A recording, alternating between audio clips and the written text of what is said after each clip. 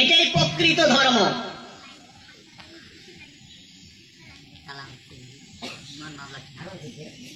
অর্থাৎ যখন কোন ক্ষত্রিয় পুরুষ আর ক্ষত্রিয় নারী, এই দুই পুরুষ আর নারীর মিলন যে সন্তান জন্ম হয়, সেই সন্তানটার ধর্ম হয় তখন ক্ষত্রিয়। ওমে বড় হয়ে বুক চাপড়ে কয় আমি ক্ষত্রিয় মানুষ, আমি ক্ষত্রিয়ের বেটা, আমি ক্ষত্রিয়ের ছাওয়া।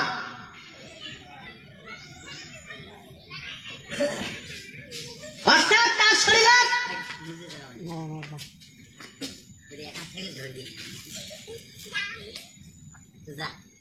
নারায়ণের জিন আছে আর মাতা লক্ষ্মীর দেহা আছে।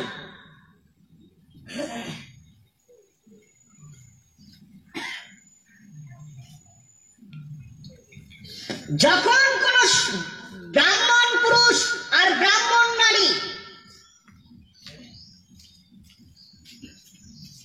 এই নারী পুরুষের মিলন যে সন্তানের সৃষ্টি হয়, সেই সন্তানটার ধর্ম তখন হয় ব্রাহ্মণ। উনি বড় হয়ে বলে তুই গায়ে রে, আমি ব্রাহ্মণ। কেন ব্রাহ্মণ? বাপে দেয় প্রাণ আর মায়ে দেয় দেহ, তবে গঠন হয়েছে ওই ছাওয়াটা, ওই ছাওয়াটার জন্ম হয়েছে। সেই জন্য উনি কমা লাগছে ওই ব্রাহ্মণ। যখন কোন শূদ্র পুরুষ আর যখন কোন শূদ্র নারী, এই দুই নারী পুরুষের মিলন যে সন্তানের সৃষ্টি হয়, সেই সন্তানটা তার জ্ঞান হলে উনি কয় মই শূদ্র।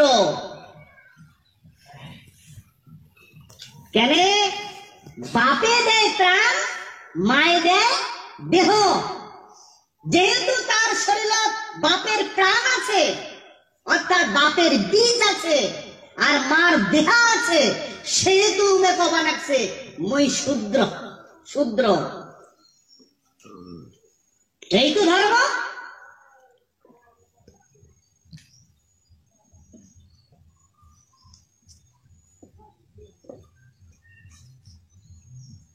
এই তো ধর্ম। এই ধর্মটা যখন কাউ ত্যাগ দিতে যাবে, তাহলে তার মৃত্যু ছাড়া কিছু আছে?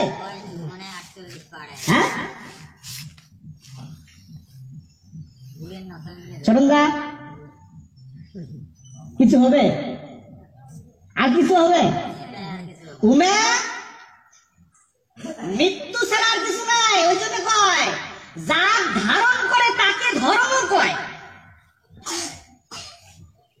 একটা কুকুর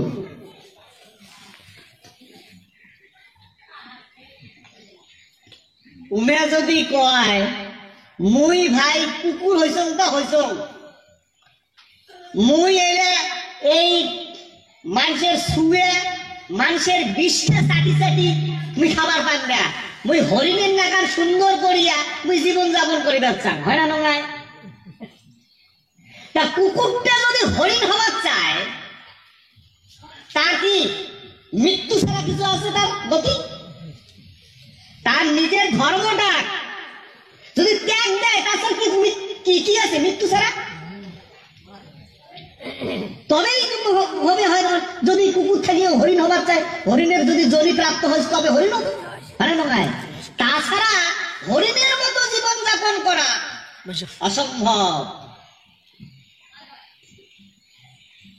তাই না? এইটাই ধর্ম।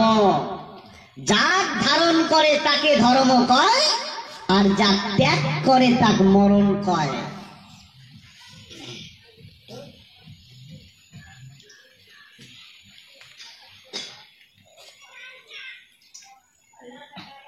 ধর্ম বা বুঝলাম, অধর্মটা বীর কি?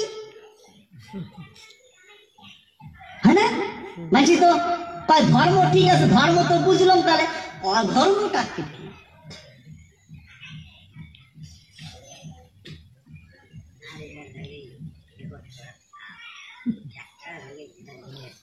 অধর্মটা হচ্ছে এটাই, যখন কোন ক্ষত্রিয় পুরুষ শূদ্র নারী বা ব্রাহ্মণ নারী এই দুইয়ের মিলনের যে সন্তানটা সৃষ্টি হয় এইটাকে অধর্ম কওয়া হয়, যেটা গীতাতে কওয়া আছে বর্ণ সংকর। গীতা কি কওয়া আছে? বর্ণ সংকর। এই বর্ণ সংকরটাই হচ্ছে অধর্ম।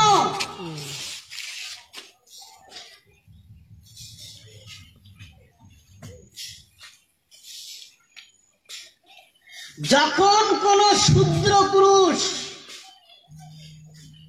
ব্রাহ্মণ নারী বা ক্ষত্রিয় নারী মিলন যে ছাওয়াটার সৃষ্টি করে সেই ছাওয়াটার ধর্ম হয় অধর্ম, কোনো ধর্ম পড়ে না।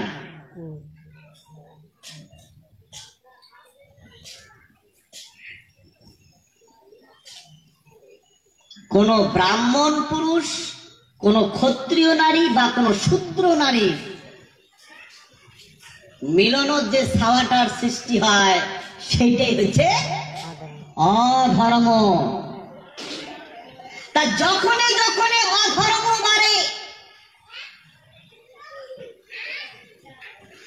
যখন অধর্ম ধর্ম গ্লানি করা শুরু করে, তখনই এই বিশ্ব ব্রহ্মাণ্ড পাপে ভরে যায়।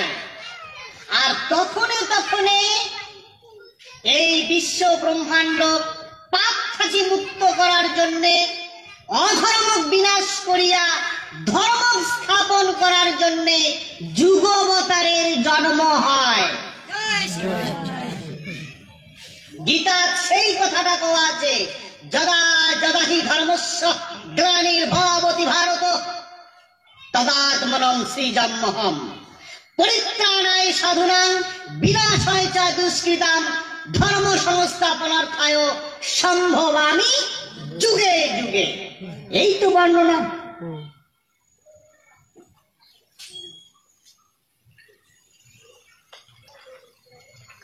অধর্ম বৃদ্ধি পাইছে না নাই পাইছে?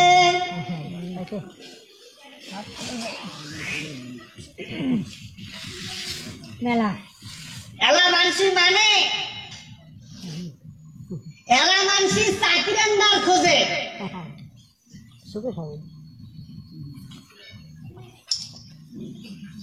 জন্ম দিছে বাপ, ছাওয়াটা হচ্ছে ক্ষত্রিয় ছাওয়া।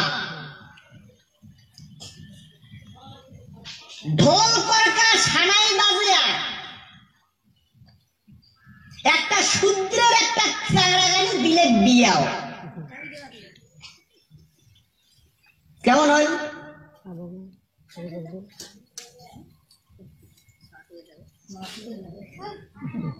হ্যাঁ, চ্যাংরাটা চাকরিয়ানদার ছাওয়াটা খাবে শুকে।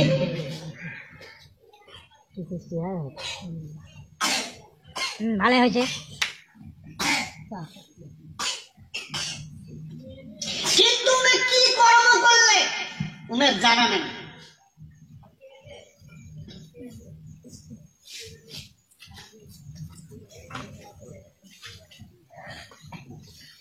জানা আছে?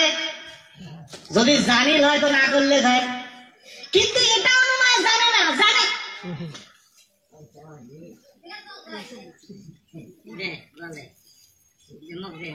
জানে কিন্তু ওটাকে গুরুত্ব দেওয়া হয় না।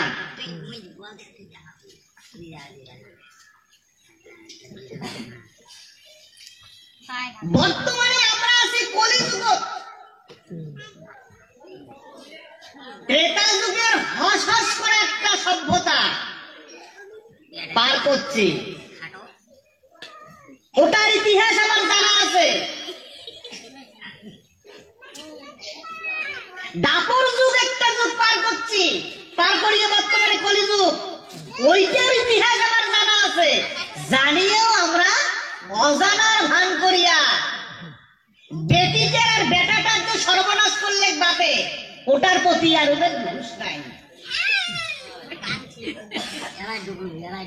যার বেটার বিয়ে হল আর যার বেটির বিয়ে হল, সানাই বাজেয়া 100, 200, 500, 1000 মানুষ হোক, খানদান দিয়া এত টাকার প্যান্ডেল করিয়া, এত টাকার খরচা করিয়া লাভ কি হল?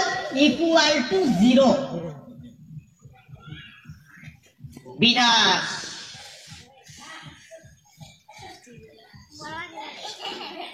সৃষ্টিটা বিনাশক ফেলে দিয়েছেন। রাবণের বংশের কথা শুনছেন না? রাবণ 1 লক্ষ পুত্র যার, 1.25 লক্ষ নাতি, একজনও না বাঁচিল বংশ দিবার বাতি। কিসের কারণে এই বংশটা বিনাশ হয়ে গেল? একটা পুরুষও বাঁচিল না। রামচন্দ্র, শ্রীহরি ভগবান রামচন্দ্র তার বিষ পর্যন্ত রাখিল না। ওই বিষিটা যাতে না থাকে, বংশকে বংশ করে দিল। কি কারণে? আয়োজন করছে অন্য লাভ তো দিবে না, আমরা যে আছে দিবে। ত্রেতা যুগে দিয়ে যান সব থাকি অধর্ম স্থাপনকারী, অধর্ম বিস্তারকারী, অধর্মের বিস্থাপনকারী একমাত্র উদাহরণ হলো রাবণ। এটাই ধর্ম।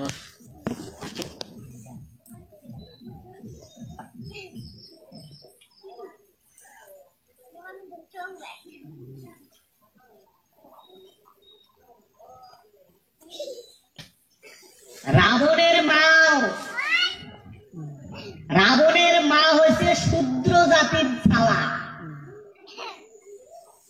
অসুর বংশের ছাওয়া। উমেন বাপের নাম হয়েছে সুমালি অসুর। নিকোষা, নিকোষা 2টা নাম, একটা হচ্ছে নিকোষা, আর একটা নাম আছে উমের কৈকশী।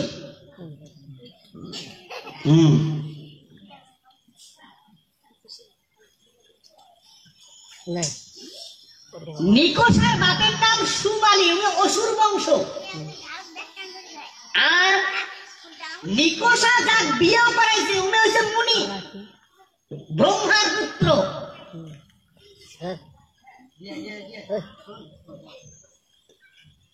ব্রহ্মার পুত্র বিশ্বশ্রবাবনী। সেই বিশ্বশ্রবাবনী অসুরের বেটি করলে বিয়াও। জন্মদিন রাবণ, কুম্ভকর্ণ, বিভীষণ আর সুপর্ণখা, এই 4টে ছাওয়াই হচ্ছে অধর্ম ছাওয়া।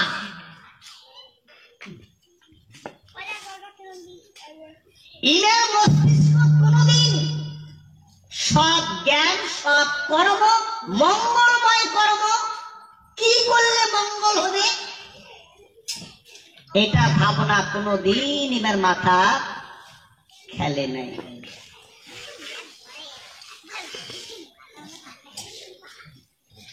অধর্ম ছাড়া দিয়া কোনদিনও মঙ্গল কর্ম হবে এটা কোনদিনও আশা করা যায় না। না হলে নিজের ব্যক্তিগত জীবনে মঙ্গল করিবার পাবে, না হলে সমাজের মঙ্গল করিবার পাবে, না হলে দেশের মঙ্গল করিবার পাবে।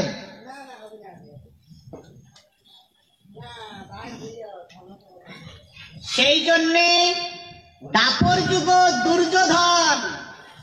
দুর্যোধন কইছে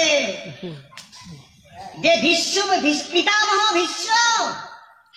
ভীষ্মদেব, মুই ধর্ম বুঝং কিন্তু মুই ধর্ম পথ চলিবার পাং না।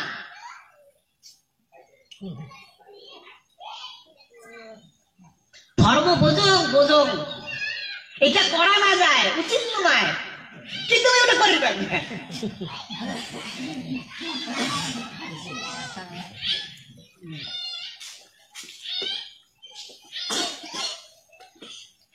দুর্যোধনের ঘর শত ভাই, দুর্যোধনের ঘর শত ভাই। দাপর যুগ বিনাশ হয়েছে না নাই? বিনাশের কারণটা কি? ওই দুর্যোধনের ঘর শত ভাই কুমড়েও ছিল অধর্ম ছাওয়া, হইলে বর্ণ সংকর। এই রাবণ যেমন বর্ণ সংকর, এই দাপর যুগ এই কৌরব পক্ষ ইন্দ্রিয়াও ছিল দুর্যোধনের ঘর, ইন্দ্রিয়াও ছিল বর্ণ সংকর। আর বর্ণ সংকরের যখন দাপট বাড়ে, ধর্মের প্রতি অধর্ম গ্লানি করে, তখনে তখনে অবতার নিতে বাধ্য হয়। কায় যুগপুরুষ আইছে, স্বয়ং কায় আইছে বিষ্ণু, নারায়ণ নারায়ণ নারায়ণ আইছে।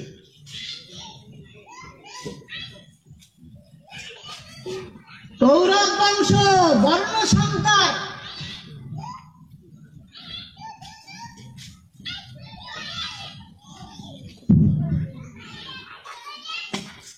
রাজা শান্তানুর কয়টা বউ?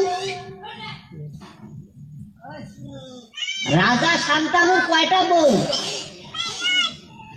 রাজা শান্তানুর বিবাহিত যেটা স্ত্রী, সেই স্ত্রীটা হচ্ছে মাতা গঙ্গা।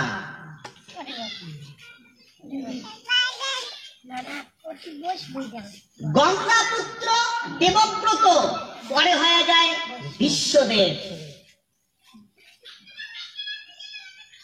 রাজা শান্তানু বুড়ে বয়স বিয়ে করলে নামটা তার হচ্ছে সত্যবতী, যার পূর্ব নামটা ছিল মৎস্যগন্ধা,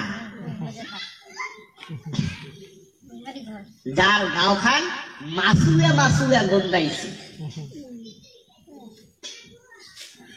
মৎস্যগন্ধার কইনাবেলার একটা স্বামী আছে, নাম হচ্ছে পরাশরমণি। মানে যখন মৎস্যগন্ধা গাভীর হয়ে ওঠে, তখন উনার মৎস্যগন্ধার বাপে কয় যে মণিবর, মই এই ছাওয়াটা নিয়ে কি জ্বালাতনা করছ, এই ছাওয়াটা মোর কায় বিয়ে করাবে, মা গাঁওখান গন্ধায় আসতেনি খাসতেনি। তা মনি কইছে ইনার সমাধান আছে, সমাধানটা করিবার গেলে তোর বেটিকে মুখ দেওয়া হবে, আশ্রম নিয়ে যাবে, নিয়ে যায় ইনার অনেক কিছু, হ্যাঁ একমত করা হবে, একমত করিয়ে তারপরে ঠিক করা হবে। তা মৎস্যগন্ধার শরীরটা দিয়া গার গন্ধ কিন্তু গেছে, কিন্তু এই পরাশরমণি গার গন্ধ ছাড়াইতে ছাড়াইতে একটা ছাওয়ারও জন্ম দিছে। সেই ছাওয়াটার নাম হল দৈপায়ন মুনি, যাক কয় ব্যাসদেব। যার মহাভারত বর্ণনা করছে, যার বর্ণনাতে এই মহাভারত খানের আক্ষরিক যেটা বর্ণনা, যেটা গঠন, যেটা করছে গণেশ। মহাভারত, মহাভারত কিন্তু কায় লিখছে? কায় লিখছে? লেখকটা হচ্ছে গণেশ, আর বর্ণনা করছে ব্যাসদেব। ব্যাসদেবে কইছে আর গণেশে লিখিছে। এইভাবে দুইজনাতে মহাভারত তৈরি হয়েছে। ব্যাসদেব সত্যবতী যখন বিয়েও করলে, পরাশরমণি। পরাশরমণি বিয়ার পরে পরাশরমণির ওই যে ছাওয়াটা রয়ে গেল, কিন্তু উঠিব না, বুঝেন? কিন্তু এই পাকে শান্তনু যখন সত্যবতী বিয়ে করলে তখন ওনার ঘুরেতি বয়স। সন্তান জন্ম দেওয়ার যে ক্ষমতাটা সেটা হ্রাস পাইছে, কমে গেছে। তখন এই শান্তনু, মহারাজা শান্তনু সেই শক্তিটা ফেরার জন্যে বিভিন্ন রকম বীর্য উৎপাদনের বিভিন্ন রকম চিকিৎসা করা হয়। এই চিকিৎসা করিয়া রাজা শান্তনু আর সত্যবতী মিলন একজন সন্তানের জন্ম হয়, নাম হচ্ছে বিচিত্র বীর্য। বিচিত্র বীর্য যখন এবার রাজ্যাভিষেক করা হবে, সংকল্প নেওয়া হল, বিয়ের বন্দোবস্ত করা হল। বিয়ের বন্দোবস্ত করিবার যায় বিশ্বদেব কাশীরাজের 3টে বেটি তুলি আনলেন। অম্বা, অম্বালি আর অম্বালিকা। এই অম্বার, অম্বিকা, অম্বালিকা এই 3 জনক তুলি আনিয়া একজন তো বিগড়ি গেল, অম্বা বিগড়ি গেল। উনি বলে বিশ্বদেব তুই মোর হাত ধরে আনছিস, সেহেতু তোর বিয়ে করা খাবে হয় না নয়। উমে তো বলছে না, বিশ্বদেব বল কই প্রতিজ্ঞাবদ্ধ, মুই তো বিবাহ করিম না। এই ঘটনাটা না যাই এই পাখিটা তা বিচিত্র বীর্যের বিয়ে হল অম্বিকা আর অম্বালিকার সাথে। যখন বিয়ে হল, বিয়ে হওয়ার পরে বিচিত্র বীর্যের মৃত্যু আসবে। বিচিত্র বীর্য মৃত্যু হল।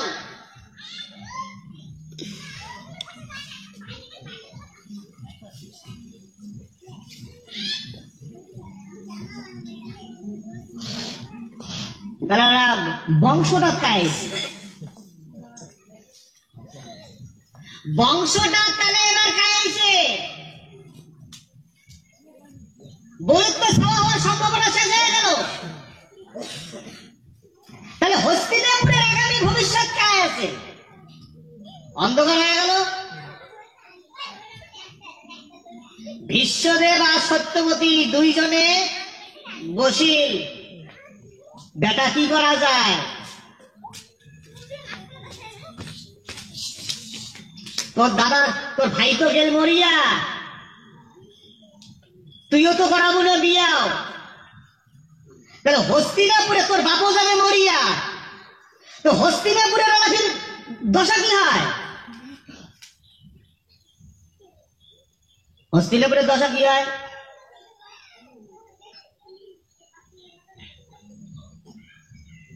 চিন্তা করে গেল।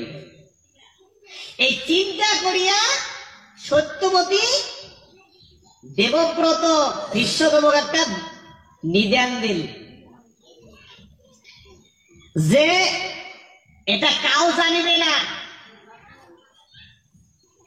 শুধু তুই আর মুই জানবো, আর কাউ জানিবে না।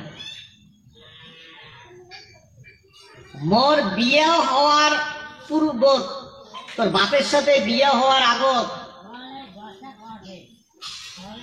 মোর একটা ছাওয়া আছে, তোর ওইটা দাদা তুই ধরিয়ে দেয়া।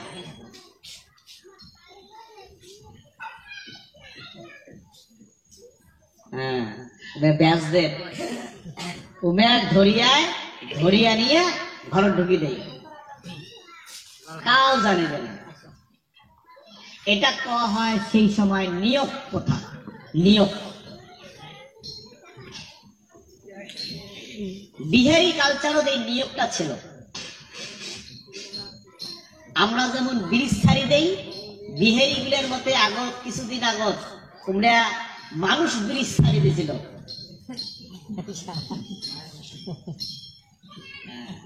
আছে কালচার।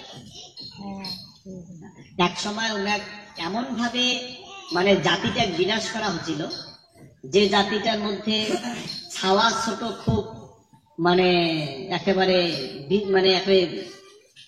খাটো, মানে কেমন বিকলাঙ্গের মতো এরকম ছাওয়া জন্ম হওয়া শুরু করলেন। হ্যাঁ, ঘটনা মানে বিভিন্ন রকম আর কি, হৃষ্টপিষ্ট হয় না, উঁচা লম্বা হয় না, সুন্দর হয় না, এমন হয় না। সেই জন্য সেই ইন্দ্রাকে, ওই জাতিটাকে উন্নত করার জন্য এরকম একটা কালচার তৈরি করছিল। তা ওই নিয়োগ প্রথায় অবলম্বন করিয়া এই ব্যাসদেব আনিয়ে অন্দরমহল দিল প্রবেশ করে। এই অন্দরমহলে প্রবেশের পরে এই ব্যাসদেব 3টা ছাওয়ার জন্ম দেয়। এই ছাওয়াটা হলে, এই 3টে ছাওয়া হয় এই অন্ধ ধৃতরাষ্ট্র, পাণ্ডু আর হচ্ছে বিদুর।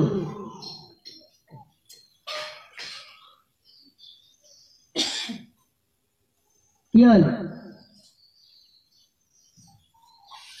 ক্রোধ হলে না হল, বর্ণসংকর হলে না হল।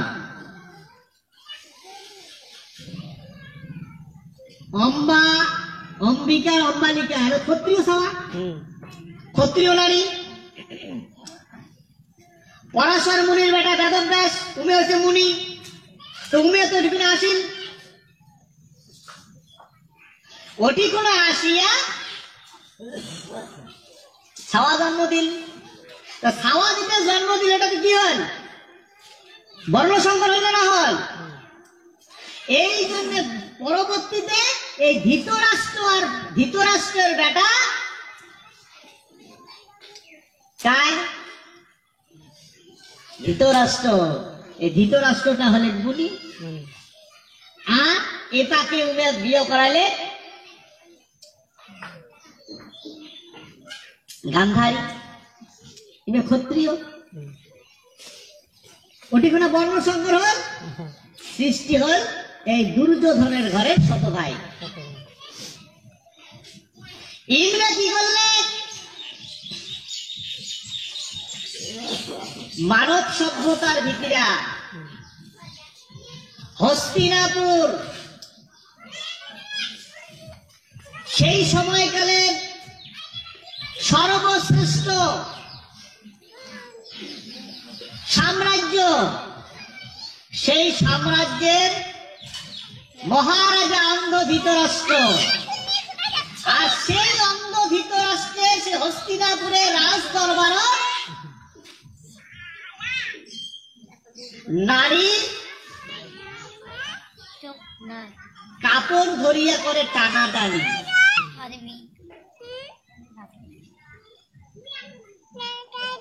হ্যাঁ, মানবতা আছে? মানবতাহীন হয়েছে না? নেই,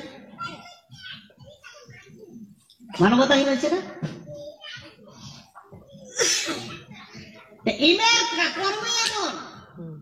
সেই জন্যে ইমের যখন এই প্রভাবটা বাড়তে থাকে, তখন ইনার বিনাশ করার জন্যে যুগবতার আগে আসেন কুরুক্ষেত্র সবাইকে মারি ফেলেন, হয় না?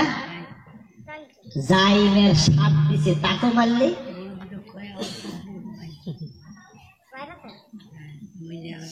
আর এই বর্ণ সংকর তো একেবারে অধর্মক, তো মারি ফেলেন, মানে নাই? বাড়ি ফেলেছে। রাজা সাম্রাজ্য দিশা না পায়, কি রাবণের কম শক্তি ছিল নাকি? রাবণের মতো মানুষ তার বংশ রক্ষা করবার পায় নাই। দুর্যোধনের মতো পুরুষ তার নিজের ভাইও রক্ষা করিবার পায় নাই। আমার সভ্যতার এই যে মানসিকগুলা, এই যে এমন যে অধর্মের যে সৃষ্টি করিবার লাগছে, ইংরেজ কোন সাক্ষাতের বলি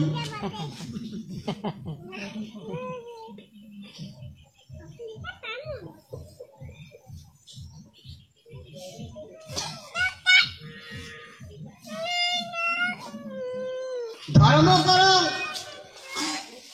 নিরামিষ খান, সাধু হইছ, বৈরাগী হইছ, ক্ষত্রিয় হয়া ভাটিয়া সাধু বিয়ে দিবে দিচ্ছ।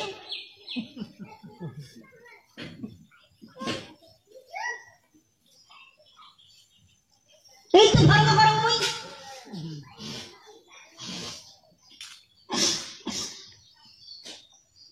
এই তুমি ধর্ম বুঝছ কি? এমনটা হবার লাগছে না হবার লাগছে সমাজ? যে কর্মটা হবার লাগছে অধর্ম, সেই জন্যে এই যুগের মানুষ বিনাশটা বিকাশ দেখে আর বিকাশটা বিনাশ দেখে।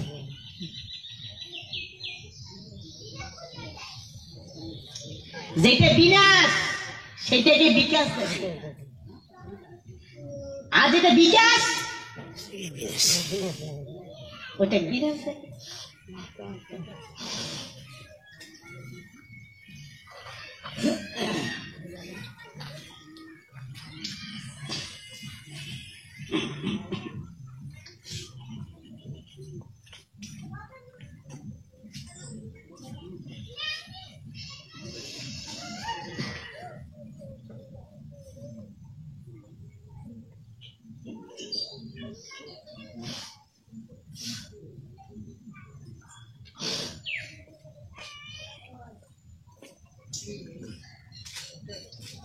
আমরা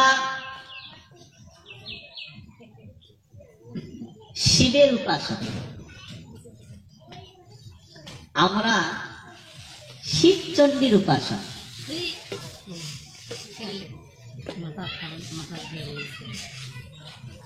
শিবচণ্ডীর উপাসক আমরা।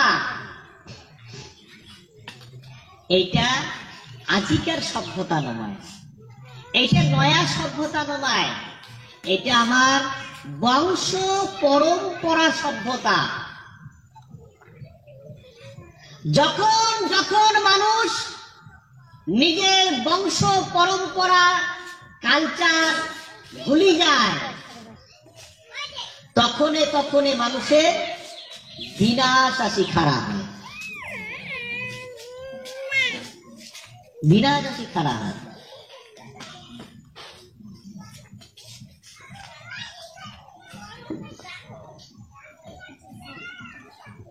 যখন মানব সভ্যতা সৃষ্টি হয়, আমরা আজকের দিন মানব সভ্যতার এত জ্ঞান নিয়ে আমরা বাঁচি, কোথা থেকে পাইল গেলে? কোথা থেকে পাইল? পাওয়ার তো একটা জায়গা আছে।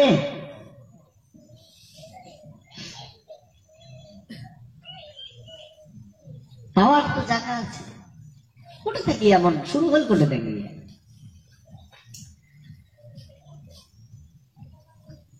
বিষ্ণু যখন নারায়ণ সৃষ্টি করে, ব্রহ্মা সৃষ্টি করে, মহেশ্বর সৃষ্টি করে, সৃষ্টি করার কিছুকাল পরে নারীর সৃষ্টি হয়। এই যে নারী, তোমরা মাতৃশক্তি না, নারী শক্তি। নারী শক্তি একটা জায়গা থেকে সৃষ্টি হয়েছিল সময়। সেই সময়টা কখন?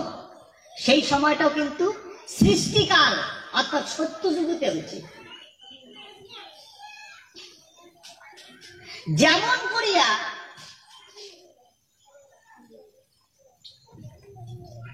শিব আর চণ্ডী যেমন করিয়া বিষ্ণু সৃষ্টি করছে, তেমন করিয়ায় শিব আর চণ্ডী এই নারী সৃষ্টি করছে। সেই সর্বপ্রথম শিব আর চণ্ডী যে নারীটা সৃষ্টি করে, সেই নারীটার নাম হচ্ছে জলপরী। নারী, প্রথম নারী জলপরী। এই জলপরী বিষ্ণুর সেবা করে।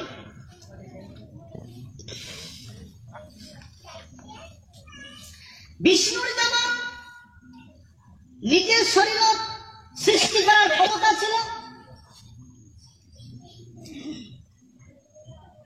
তেমন নারীরও সৃষ্টি করার ক্ষমতা ছিল। সেই সময় নারী এই জলপরী তিন নারী সৃষ্টি করে, বিদ্যাপরী, ধনপরী আর হচ্ছে বুদ্ধিপরী। এই বিদ্যাপরীকে সরস্বতী নামে আমরা পূজা করি। যে ধনপরী যাকে আমরা লক্ষ্মী রূপে পূজা করি, আর যে বুদ্ধিপরী যাকে আমরা পার্বতী বলিয়া পূজা করি। এই হচ্ছে সৃষ্টির তিন নারী। আর এই তিন নারীর সৃষ্টিকর্তা হচ্ছে জলপরী। জলপরী সৃষ্টির পরে এই তিন নারীর সৃষ্টি হয়। সৃষ্টির পরে ব্রহ্মার সাথে বিয়ে হয় সরস্বতীর। সরস্বতীর স্ত্রী হচ্ছে না, সরস্বতীর স্বামী হচ্ছে ব্রহ্মা। লক্ষ্মীর স্বামী হচ্ছে নারায়ণ, আর পার্বতীর স্বামী হচ্ছে মহেশ্বর। এই হচ্ছে ইনার তিন দুকোণে 6 জন, হয় না নয়? 3 নারী আর 3 পুরুষ। এই 3 নারী আর 3 পুরুষ নিজের নিজের বংশ বিস্তার করার কথা হল। বিষ্ণু অর্ডার দিন, সৃষ্টি করো। তা সৃষ্টি করার কথাটা শুধু ব্রহ্মা কয় নাই। সৃষ্টি করার কথাটা ব্রহ্মাকে কইছে, মহেশ্বরকে কইছে, নারায়ণকে কইছে। এইভাবে যে বংশ বাড়তে থাকে, বাড়তে বাড়তে তৈরি হল 3টা সমাজ। একটা ব্রাহ্মণ সমাজ, একটা ক্ষত্রিয় সমাজ, আর একটা শূদ্র সমাজ।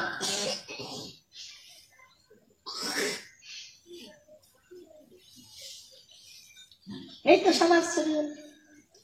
সমাজ ব্যবস্থা আজকের দিনে আছে? আজকের দিনে সমাজ ব্যবস্থা নাই।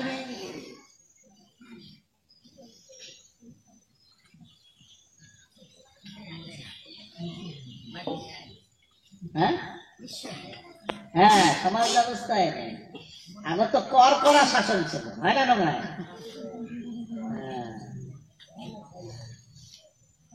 কর করা শাসন ছিল, এলাকায় ওই শাসন নাই।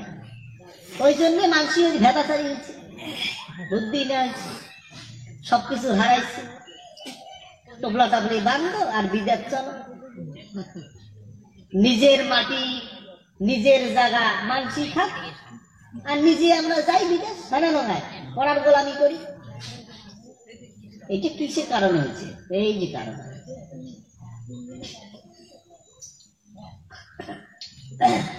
আমরা যদি আর একটা দিক দেখি,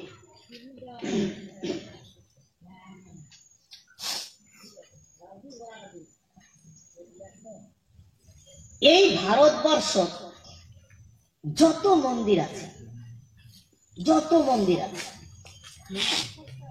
সব থেকে বেশি মন্দির কোন দেবতার আছে?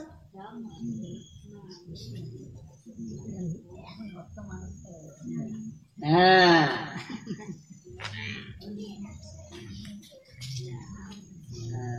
শিব মন্দির আর বিষ্ণু মন্দির।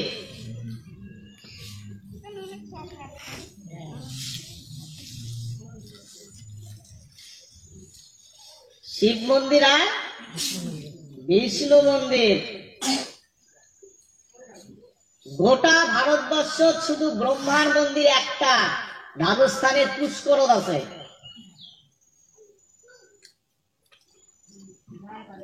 মহেশ্বরের তো নাই,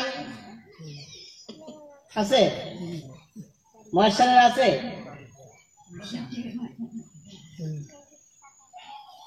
মহেশ্বরের মন্দির নাই,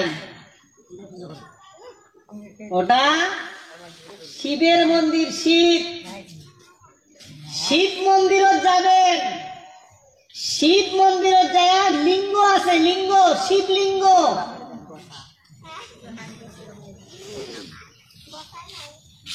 শিব একমাত্র লিঙ্গ রূপে পূজিত হয়, শিবের আর কোন রূপ নাই। আর লিঙ্গটা পাথরের। আমরা বাড়ির যখন যাগযজ্ঞ করি তখন আমরা ওটা মাটি দিয়ে বানাই। একদিনের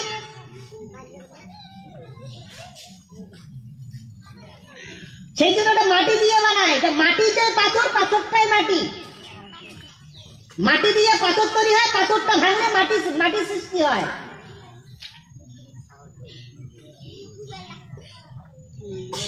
শিবটা হচ্ছে গ্রহ, শিবটা মাটি, সেই জন্য শিবলিঙ্গ। শিবটা লিঙ্গ মানে যার সৃষ্টি করার ক্ষমতা আছে। পুরুষত্ব ছাড়া তো সৃষ্টি হয় না, সৃষ্টির ধারাই হচ্ছে লিঙ্গ, বীজ বহনকারী।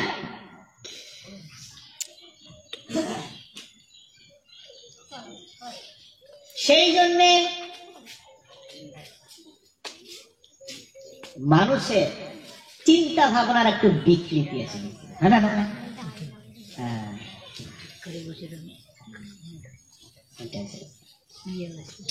সেই জন্যে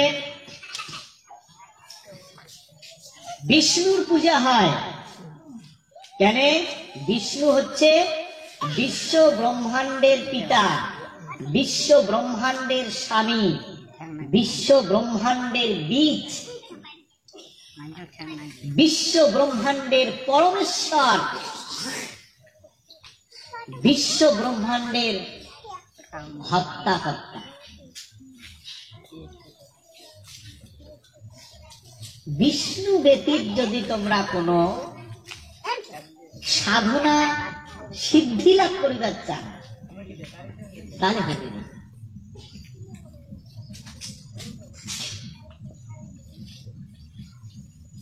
সেই জন্যে বিবাহের সময় শিব আর হচ্ছে বিষ্ণু, এই দুই জনারে পূজা করা হয়। সাতক থাকে চণ্ডী, মানে হর আর গৌরী। হর গৌরীতে হরিনাম, যার দেবতায় না পায় খাও। দেবতা গুলো মানে কুলকিনেরা পায় না। সেই আদি শক্তি হল শিব আর চণ্ডী মা।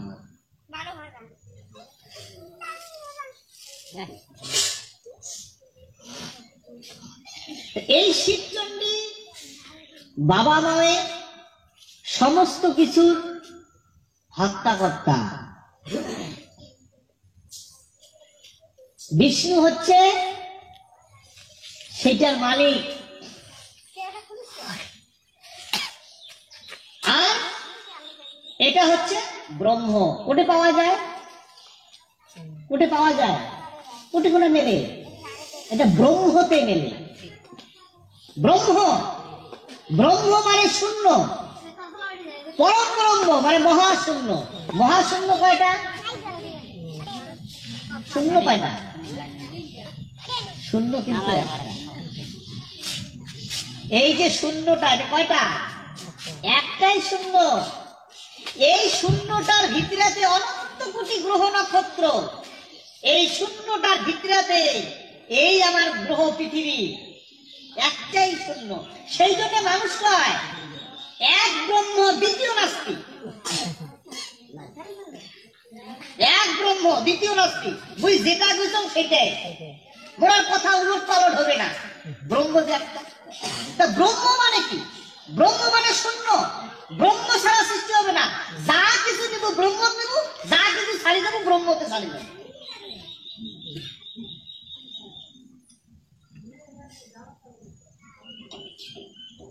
এই যে ব্রহ্ম, এই হলো পরম ব্রহ্ম।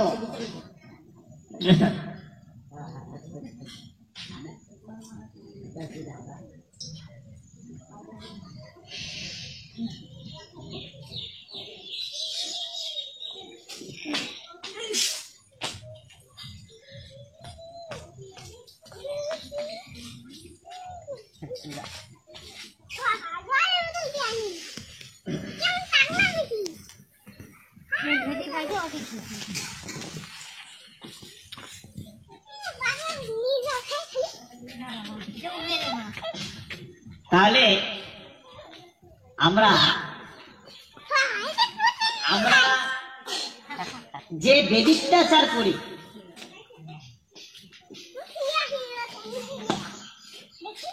সেই বেদিত্যাচারটা করিবার সময় কিসের প্রয়োজন হয়? আমার বেদিত্যাচার করিবার গেলে কিসের প্রয়োজন হয়? বেদের প্রয়োজন হয়। বেদটা সৃষ্টি হিসেবে, বেদটা সৃষ্টি হিসেবে জানা যাবে না। বেদ, বেদ শব্দের অর্থটাই হচ্ছে জ্ঞান।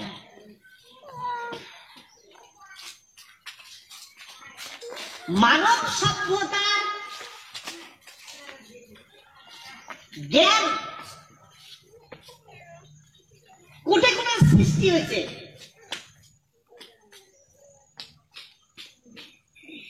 যখন নারায়ণের বেটা দেবরাজ ইন্দ্র মানব সভ্যতার প্রথম রাজা বলেন, সেই মানব সভ্যতার প্রথম রাজা হবার পরে সেই দেবরাজ ইন্দ্রের সভাতে বেদের সৃষ্টি হল। বেদ বলতে অন্য কিছু নয়, ইনার অর্থটা হচ্ছে জ্ঞান। জ্ঞানটা কি? সৃষ্টি কেমন করি হওয়া যায়, সৃষ্টিটা কেমন করি পালন করা হয়, পালন করা যাবে, আর সৃষ্টি কেমন করি বিনাশ হবে, ফির বিনাশের পরে আরো কেমন করি গঠন হবে।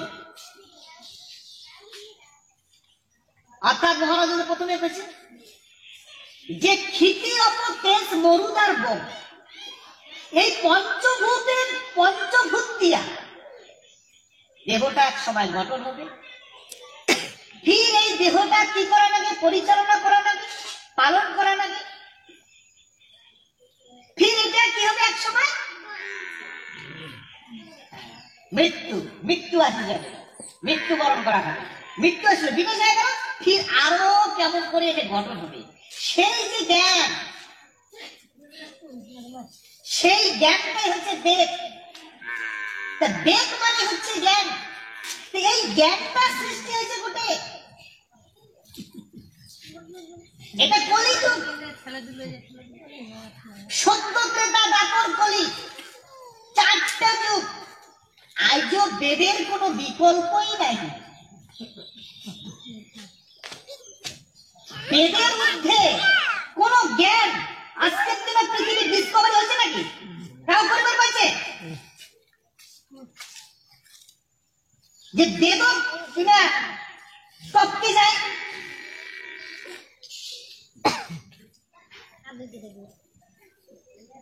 এমন জ্ঞানের ডিসকভারি করা সম্ভব হয়েছে? হচ্ছে তুই যতই বিজ্ঞান হ, যত বড়ই তুই সায়েন্টিস্ট হ, যত বড়ই তুই প্রফেসর হ,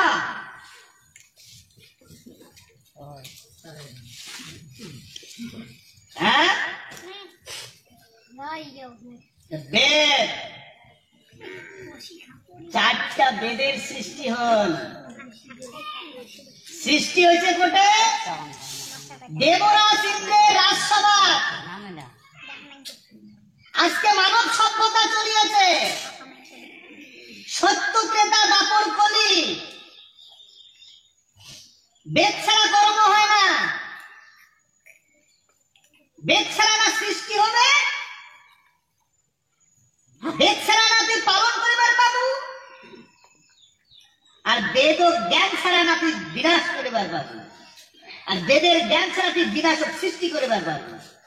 বেদ এর নাম বেদ, বেদের সৃষ্টি। আমাকে সেই বেদে কি দেয়? বর্তমানে জ্ঞান দেয়।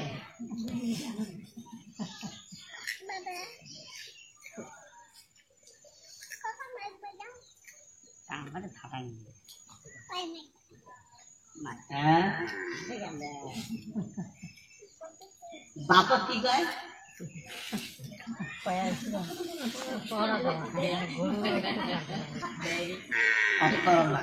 যারে জন্মায় লেখা লাগা।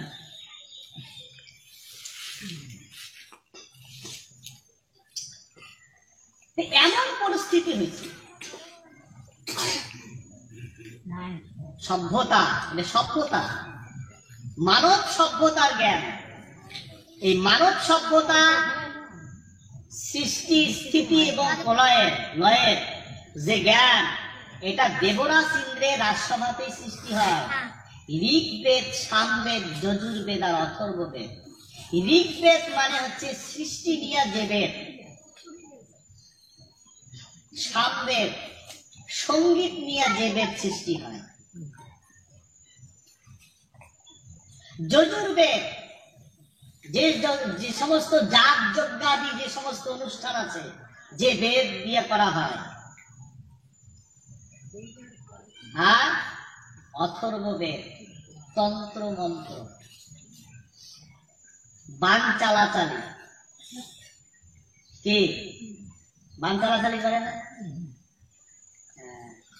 এলাও কিছু কিছু মানুষই আছে তন্ত্র মন্ত্রধারী, এরা অত বড় নাই, আছে টুংটাং টুংটাং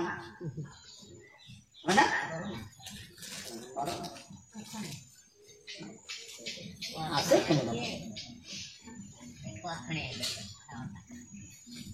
তা মন্ত্রের কথাটা কইতে আর একটা কথা মনে পড়লে, মন্ত্র। তাহলে আমরা যদি দেখি মানব সভ্যতার এই জ্ঞানটা বিস্তার লাভ করছে দেবরাজ ইন্দ্রের রাজসভা থাকিয়া। দেবরাজ ইন্দ্রের রাজসভা, তাহলে নিশ্চয় কথা মানুষ কইছে, কথা বলছে না? নাই, ইশারা ইশারি করি তো কয় না, কারণ বেদের অপর নাম শ্রুতি। তখন বেদটা লিখিত হয় নাই, কারণ লেখার অমন ব্যবস্থাপনায় না আছে। বেদের অপর নাম ছিল শ্রুতি, শুনিয়ে মনে রাখা গেছে। বেদের অপর নাম শ্রুতি হয়। বেদটা নিয়ে চর্চা হচ্ছিল, সেই বেদটা নিয়ে কথা হচ্ছিল। বেদটা যে কথা হচ্ছিল, ওই জ্ঞানগুলোকে দিছিল কোন ভাষার দিছে?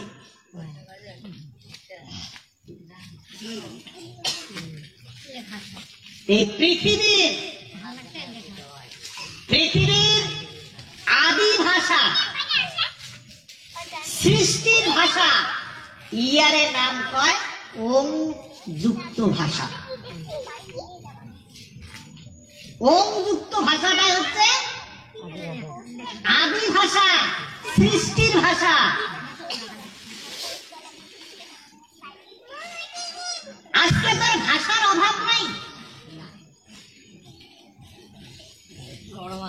হ্যাঁ,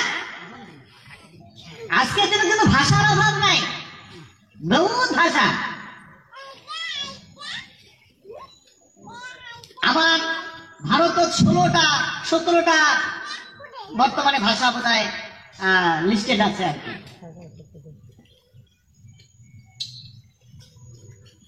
তা সৃষ্টির ভাষা কি? ওম ভাষা। তোমরা যদি তন্ত্র মন্ত্র করিবার যান, দেখবে এই ওম যুক্ত ভাষাটা ছাড়া ওই দেবতা কথা শোনে না।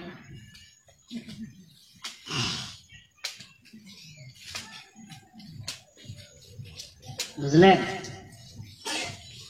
ওম যুক্ত ভাষা ছাড়া বুঝে না।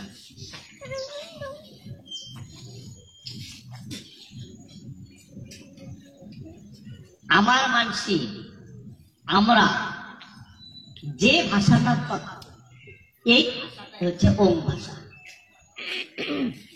এটা সৃষ্টি এবং আদি ভাষা, এটাকে ওম ভাষা কয়। আমরা স্বর্গের মানুষ,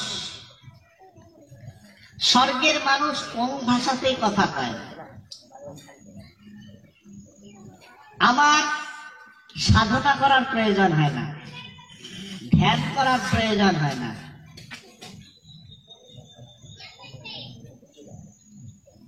সারাদিনে কইতে কইতে আমরা ধ্যান তপস্যার কাজ সারি দেই না দেই?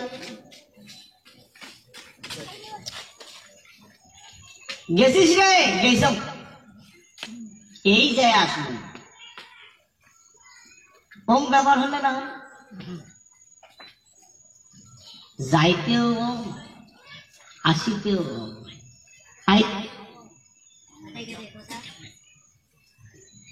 ওম ছাড়া কোনো কথাই না করি, ওম ছাড়া কোনো কথা না কই, ওম ভাষা। আর এই ওম ভাষা দিয়া যদি কোন দেবতা সন্তুষ্ট করে আর কিছু প্রাপ্তি লাভের যদি কোনো আশা থাকে, খুব দ্রুত করা সম্ভব হয়, খুব দ্রুত করিবার পাবেন।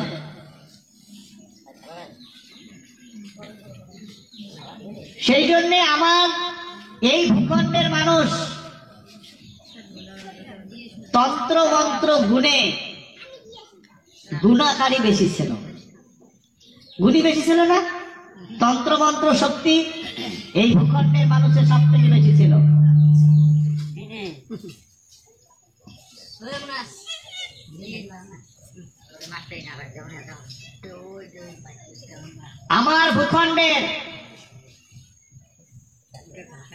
আমার ভূখণ্ডের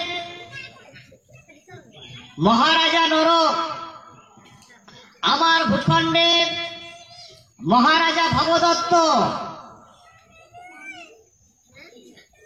আমার ভূখণ্ডের মাসান বাবা কম শক্তিশালী, আমার ভূখণ্ডের এই কলিযুগ তো মহারাজা জগদ্দীপেন্দ্র নারায়ণ ভূপ বাহাদুর। কে দেখাইছে না খেলাটা? পাওয়ারটা দেখায় নেই?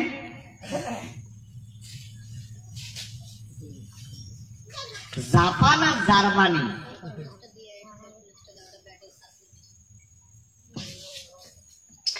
জার্মানি সেই সময় সব থাকি হিরো, দ্বিতীয় নম্বরে জাপান। তাক পর্যন্ত হারে দিছে কায় আমার ভূখণ্ডের মহারাজা জগদ্দীপেন্দ্র নারায়ণ ভূপ বাহাদুর। আমার যে যুদ্ধের রণকৌশল ছিল, রণনীতি, রণকৌশলটা কি ছিল? নাম কি ছিল? মাসান রণনীতি। জয় শিবচন্ডী, জয় শিবচন্ডী। আমার ভূখণ্ডের নারায়ণী সেনা, হ্যাঁ, যুদ্ধ যারা নামছে বিরোধী সৈন্যবাহিনীর বিরোধী শক্তির শত্রু পক্ষে ত্রাহিমাম ত্রাহিমাম তুলে দিছিল, ত্রাহিমাম ত্রাহিমাম তুলে দিছিল। তাহলে মন্ত্র শক্তি তন্ত্র শক্তি ব্যবহার হয়েছে না নাই? দ্বিতীয় বিশ্বযুদ্ধ কতদিন আগত হয়েছে? এই